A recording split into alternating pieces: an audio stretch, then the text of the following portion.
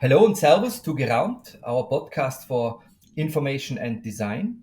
My name is Christian Lunger. I'm an information designer and service designer. And today's podcast, as you already hear, will be in English again. So, one of our English podcasts. And the reason being, I'm having two interview partners I'm really looking forward to talk to. They wrote a very good book on information design, and the book itself is called Information Design Unbound. So we're going to ask what the unbound means, especially as a German speaking person. I would like to know what the title will be about. Those two have an extensive background in information design. Both of them are partners of Sense Information Design. And looking at the time difference, it's I think 10 o'clock now where you are sitting, and it's 3 o'clock where I'm sitting. So they're from the US. It's Michael Babwahsingh. He's an information designer, and I highlighted a sentence he wrote me in his bio.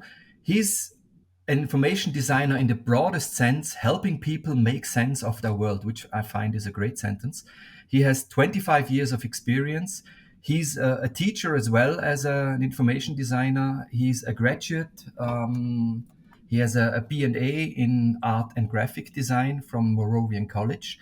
And the second interview partner is Sheila Pontis, PhD. She's an information designer too, a researcher, an educator, and as well a partner at Sense Information Design.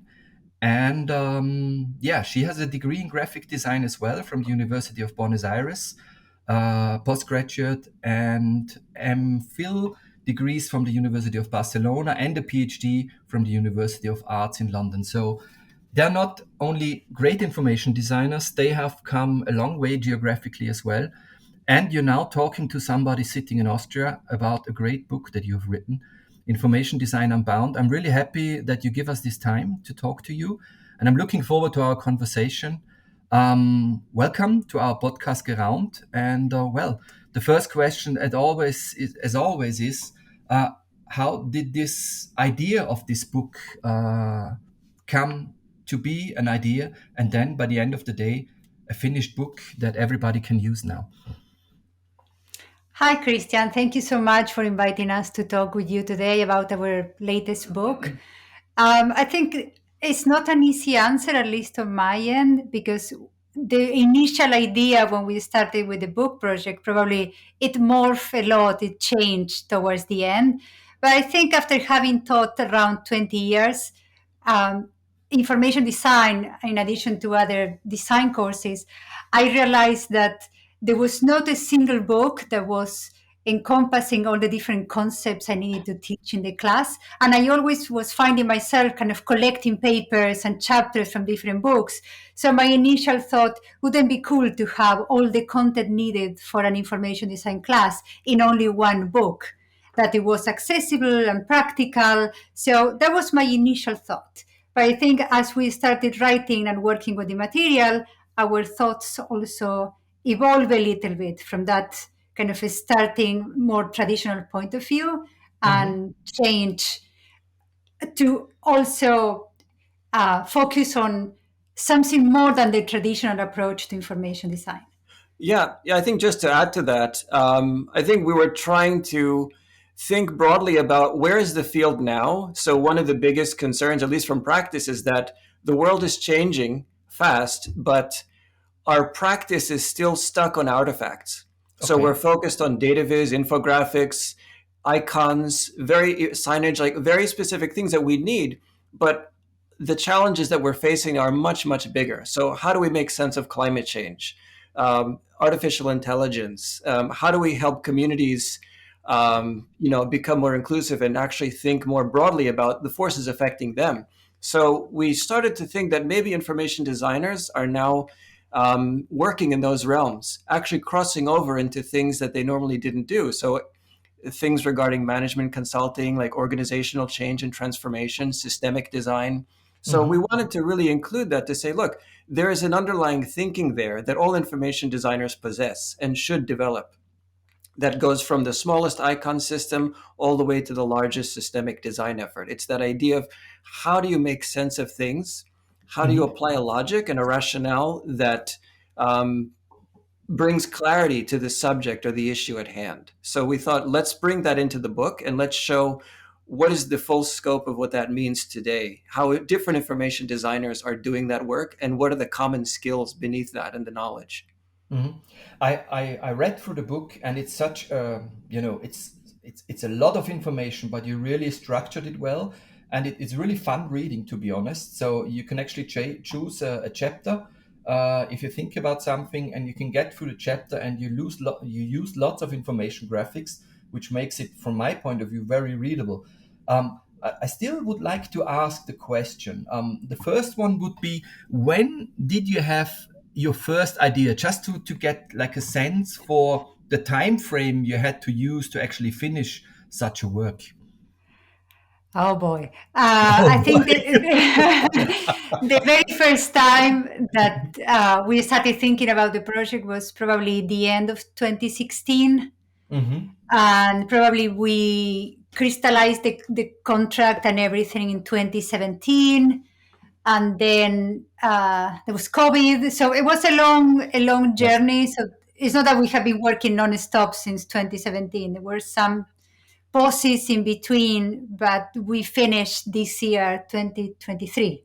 So as you can see, it has been a long time frame. Yes. Um, that's okay. I mean, it's just good to know, how long such a project can take, especially in this extent that you actually try to tackle this, I think, very complex field. The second question that goes along with this one is the question about the book itself. What made you to decide to actually go for the format of a book? I'm asking that really curiously. If I think we're in you get so much content on, let's say, micro content on Instagram, you get master classes on the internet. A lot of the educational content is shifting into the digital content. So what made you decide to actually go for the book and take this as a medium? Yeah, I think that's a great question, Christian, because we do have so many ways to engage with content. Almost too many ways, I think. Mhm. I think because Sheila and I are a little bit old school, we like the stability and the permanence in some ways of a book. So we thought if we want to get our thoughts straight, if we want to actually organize our thinking, the best way is to use the discipline of a book, not just in terms of like chapters and sections and whatnot, but it's a narrative flow. So from how do you go from chapter 1 to 2 to 3, how do you create that structure and that logic that someone can follow, and also give them room to jump around and say, okay, I want to try chapter 2, maybe I want to go to chapter 8. So it was what the book affords, I think, is something we didn't want to lose, because the book will last. I think servers will crash and platforms will disappear. But you True. can always have a book. You can always go to a library, or you can always find a book. So that was the one thing. But the other part is that we figured once we have the content right, once we've figured it all out, or at least we have something that holds together pretty well, we can then explore other outlets. So Yes. we've been from the beginning, we were thinking, well, what if we do a series of videos, or what if we actually did a series of talks where we profile the case study contributors? So we were playing with those ideas, but we thought, let's just do step one really well first, and then try to play with different outlets as they make sense. Mhm. Because blasting social media with all different nuggets of content might dilute our message. So Mhm. if we provide something coherent and then extend it in different ways, we can then sort of amplify or highlight the things that need more attention. Mhm. Adding to that, because the initial goal of this book was to be a textbook, so to be a pedagogical artifact, it's Yes. always easier to have everything compile into one artifact that it becomes really accessible for everyone. And then to complement that, if you want, with some online resources Mhm. or any other type of content. But I think having everything on a physical object, me as a teacher, is easier and makes it more accessible to everyone, Mhm. rather than to have it only online. Personally, I feel I do fully understand those arguments. I think now you have everything like compounded together. It's easy to let's explore digital means as well. And I like the haptic experience of a book. Maybe I'm old school as well, but I like having a book in my hands because I'm staring on so many screens. all day long and even in my private time, so that I'm quite happy to actually get a book in my hand, because sometimes it doesn't even feel as education. It feels like spare time where I'm doing something that interests me. And this is something, it's like a quality I like when learning new things as well. Not just staring into screens, basically. Having other means to improve myself. Um, there is one thing I was quite fascinated about your book, which, from my point of view, shows the holistic element of what you're trying to achieve, which you actually argument as well in the book.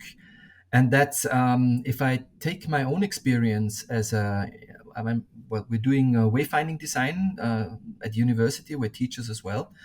So what I see students doing is jumping quite quickly into the design phase of a project. Doesn't matter what kind of project you give them. The first kind of reflex is how to design it. And what your book, I think, highlights quite well is that there is like, let's call it legwork, the strategic work that you should do before and even during, even maybe after the design process, and how to do it, especially the learning through research. There's an own chapter, a whole chapter in the book. And what I like as well is the on how to work with people, in collaboration, alone. Those two chapters I really liked, because I think they will make a lot of sense. And I don't know what your experience is in teaching. Do students actually look at these elements? Do they have the skills already? Do they get them, in other courses, or do you really have to teach them as well in information design courses? That's a super interesting question, Christian. No, the students actually come into the class with the mindset that you just described. They just want to do, they just want to have a brief and start designing. And it's a little bit our job to actually kind of re-educate that mindset and really raise the awareness that doing human-centered research is key for the success of any information design project, because Mhm. they are not designing based on their personal taste. They are trying to create something for someone else that helps or addresses the needs of the other person. So the only way to identify which those needs are, which those pain points are through research. So that's why one of our goals with this book was to really convey the need of human-centered research, of getting to know people, of working together with people, with your audience, your client, the stakeholders, to really understand what's the origin of the problem, what are the different needs, how could you address that, what would be the best way for them, regardless of what you think as a designer. I think Mhm. designers we tend to be a little bit egocentric sometimes and think that we know better than anyone else, when actually it has to be a humbling kind of process, like really understanding what they need, what the other people needs, and try to design according to those specifications. So that's why that chapter is there, to provide step-by-step instruction for those readers that know nothing about research, that they are Mhm. scared about research. So our intent was to kind of hold their hands with very basic guidelines if they want to design a study, conduct some research, some interviews, observations, or other methods at the beginning of the process, throughout the process, and at the end of the process. Mhm. Yep. I'll just add a little bit to that. I think that Sheila explained it pretty well, but from the professional practice side of things, it's too easy to just get seduced by the artifact or to want to make something that looks really nice. But I think early on, actually, I have it open here, from page 22 of our book, we already start talking about what is effective information design. So we have to back up from the artifact and from the project and think like, what is your goal? Uh, the goal is effectiveness. And what do we mean by effectiveness? It means you have an effect. And how do you know you have an effect? Through research. So there's a lot of upfront kind of self awareness about how do you do the work in order to achieve an effect? How do you, as a professional, make sure that you're putting the right amount of thought, you're asking the right questions, you're really interrogating the questions that a client or a situation is presenting you with Mhm. before you even, crack open Illustrator or Photoshop or Figma or what have you. It's that self awareness of like you have a job to do, so here's the criteria for doing the job well. Mhm. And now, once we go down that path of like meeting all those criteria, the design is probably the easiest part. you then have all the heavy lifting done. So it's relatively easier to say, okay, I know which colors to use, I know which font to use, or which font pairings, I know how to lay out the grid. So we're making the argument for that upfront thinking. It's a little bit harder, but it ensures that you're achieving what you want to, and not just something that'll make it into a design annual or win an award. So I think that's kind of the other part of it. It's like that professional humility that Sheila mentioned. Like if you really recognize your role as a designer and the service you provide, then everything else is oriented around that. I just wished you had named your book "Seduced Not to Be Seduced by the Artifact." I like this a lot.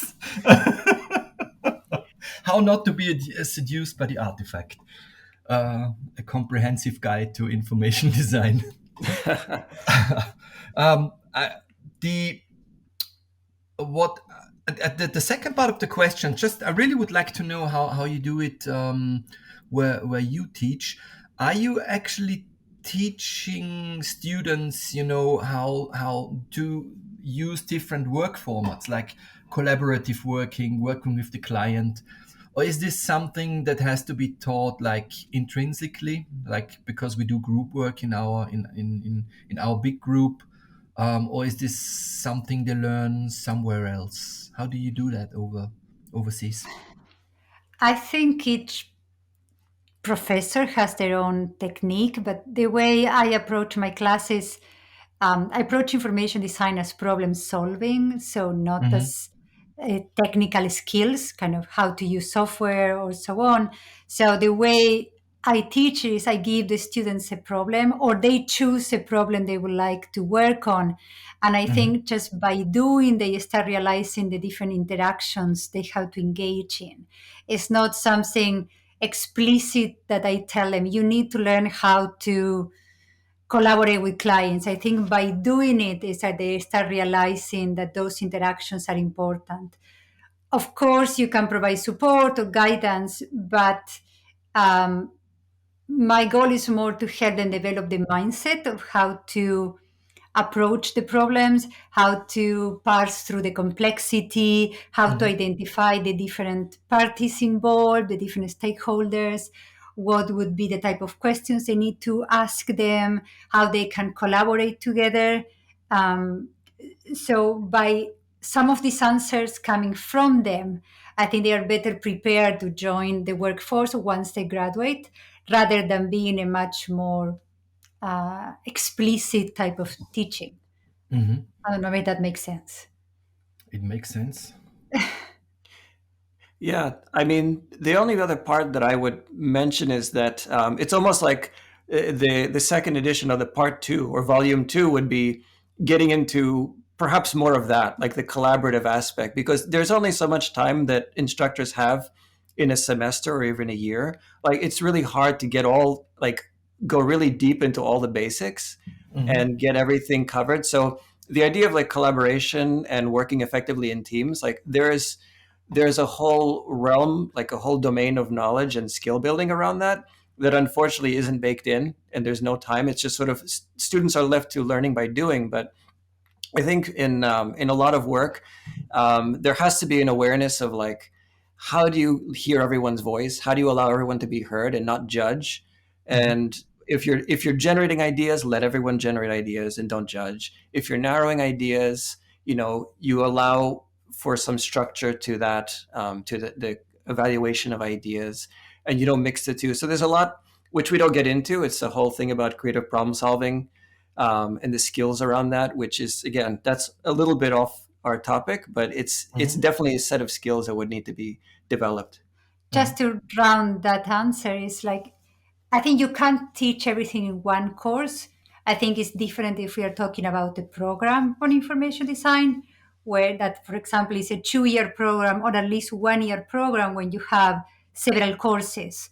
So then you have more space and time to dive into how to work collaboratively, how to tackle, I don't know, one specific type of problems. So sometimes I think information design is treated as, let's teach everything in one course. So there's only so much you can do in 12 or 15 weeks. So Yes. I think it would be amazing if we start trying to create more programs on information design, because it would give the practice the relevance it deserves, and you have more space to dive into all these different components that are intrinsic to a successful practice. Mhm. Um, I have, it's 20 minutes now. I really have so many more questions, and I'm going to ask one or two of them because I like I like the dialogue. Um, I it's page 23, I think it is, where you have this information graphic on effective information design. And one thing for me at least, it's probably the point of view I have at the moment and my picture of the world is the point ethical. You included the point ethical in effective information design. And the first picture I had in my mind, because I like film a lot, was um, which kind of Jedi are we? Have we go to the dark side of the power, or to the dark side of the Force, or to the light side of the Force? Because I was wondering, especially in the times we live now. Um, I strongly believe that information designers can do a lot of good, and you're making this argument in your book as well, that it's actually something as information designers we have to look at on how we can kind of support like a good life. Um, but the point ethical, for me, it really was the question: uh, is a bad infographic that is based on no facts, could that be an effective infographic as well? In basically making the wrong kind of sense to people in this, for me it's like the post-fact society that we live in. I hope this is the correct translation of that. But how do you stand, why have you included this element? I would like to hear it from you, what you thought about when including this term ethical as part of an effective Yeah, information design. yeah, that's an extremely important topic to us because what we saw happening, I guess, it's also tied to the evolution of the field, is that when the tools and the technology and the skills become more distributed and more accessible, it's great. Everyone can make stuff, but again, also everyone can make stuff. So that Mhm. means that whether you have the best of intentions or maybe not the best of intentions, you can execute something with a convincing look and feel. So the rhetoric of information design has been too often manipulated to serve political ends, to serve all different ends. And that is a really tough thing to deal with because there's a designer behind that. Somebody has to Yes. A designer is hired by someone to make a misleading chart or graph or to hide information or to maybe make it harder for someone to really see the true ingredients in a food or like there are many different instances of that where it is executed technically impeccably, but Mhm. the ethics behind it, the intent, it is not to empower someone. It's not to actually help them achieve their goals. It's to Mhm. manipulate, to deceive, to distort in order to achieve another goal, a Mhm. less noble goal. So I think even when we define information design, we're saying that it's tough because we're putting an ethical lens on it. We're saying that your goal is to serve people, to empower them to achieve their goals, to help them deal with things that are unfamiliar or complex. So when you use the tools and techniques of information design, but you're actually not empowering people, you're saying you're using information design to influence people's views to your agenda, then I wonder if I would still call that information design because it's not serving people anymore. It's going down a different road. It's graphic design Mhm. in the service of someone else. But I think I'm struggling to kind of articulate it in a very concise way because it is loaded because there has to be an orientation. It's like, why are you doing the project? Who are you doing it for? And then by what means are you achieving this with an audience? Mhm. Is it serving their interests? Is it preventing harm or is it causing harm?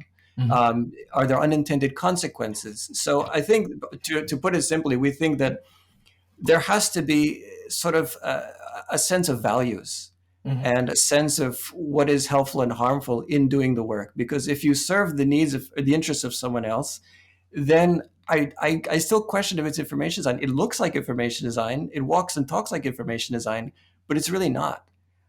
So I think that's probably a debate that's going to keep going and raging in the community. Like, where do you draw the line? What is the circle around the field ethically? But I think you have to, when you engage in the work, you have to do good, and that's the orientation we take in the book. But I think sometimes it can also be that you design something with an intention, and then it has unintended consequences that are not the most beneficial ones. And that goes back to your question about the role of research. That's why testing something is also important at the end of the process, to really, at the end or throughout, to really identify whether you are obtaining the intent that you want, or you're actually creating something that it does more harm than good. So I think having that awareness of ethical and the responsibility that you have as an information designer really like present in your mind is important, and that goes back to the mindset behind information design. It's having all these things present. One thing is doing something that you already know is unethical because you are requested to hide X type of information or to make it hard to understand. But on the other hand, sometimes it can be that you do that without the intention.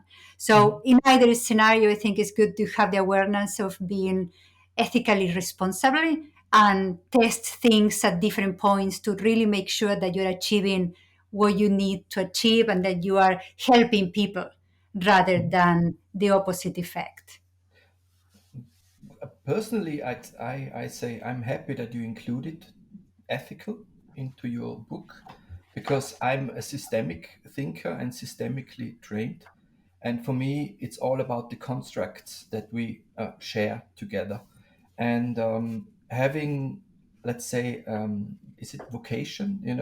I learned something, and I should not only learn like the skills, I should learn let's from my point, the mindset as well. And including this kind of mindset, probably it will trigger discussion like it does now. But that's good. That's something I would like to have when I'm teaching students a specific skill set, and sending them out there and doing things, whatever they will do, but having like a solid foundation on the mindset, and what the goals could be and how they work, and with what kind of mindset. I think that's a great thing, especially for a student's book. So thank you for including it.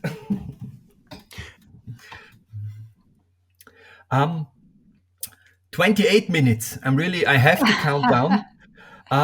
There is a closing question that I usually prepare.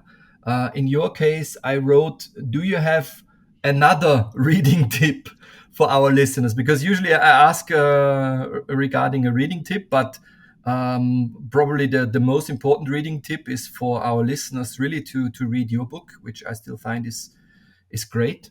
But is there another one you would share with us? I think, I don't know if you have checked the book website recently, but we launched a resources page where we actually provide specific resources from articles, books, websites, podcasts, videos, about all the topics that we are discussing in the book. So the resources are organized per chapter. So we are going to be updating that list as frequently as we can. So I would say that's another starting point, apart from our book, that you can go to read more about information design. And I'll jump in and add that. So those resources are on infodesignunbound.com. And we're going to keep adding and developing that further. But that's a great place to get a few more resources. But what Sheila won't mention, what I will, is that she has 2 other books that we would recommend. So one is the book that she wrote on field research, making sense of field research.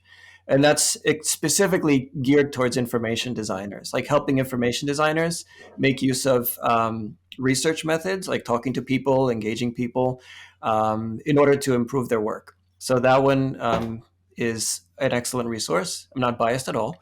And the other one, which she co-authored with Roger Remington, is Communicating Knowledge Visually, which is a historical review of the work of Will Burton and sort of a pedagogical approach to his work, and kind of a breakdown of the lessons that can be learned from his own process. So that one is great from an educational perspective for students and teachers who want to get some insights from the past and from one of the who we think is one of the more important historical information designers, who really broke a lot of new ground, but didn't really get recognized very widely beyond a few very visually appealing projects. So that's another resource, Communicating Knowledge Visually.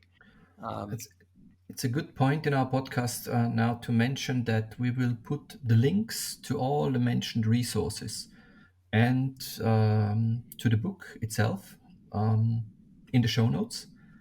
And for me, I mean, we have reached the end, unfortunately. I would have liked to talk to you much more. There would have been a couple of questions and dialogues I would have liked to have. I hope maybe sometimes we meet personally. It's a long distance between our two continents, but we can hope. It was really a pleasure talking to you, having this discussion, and thank you very much for your time. Thank you. Thanks, Christian. This has been great fun.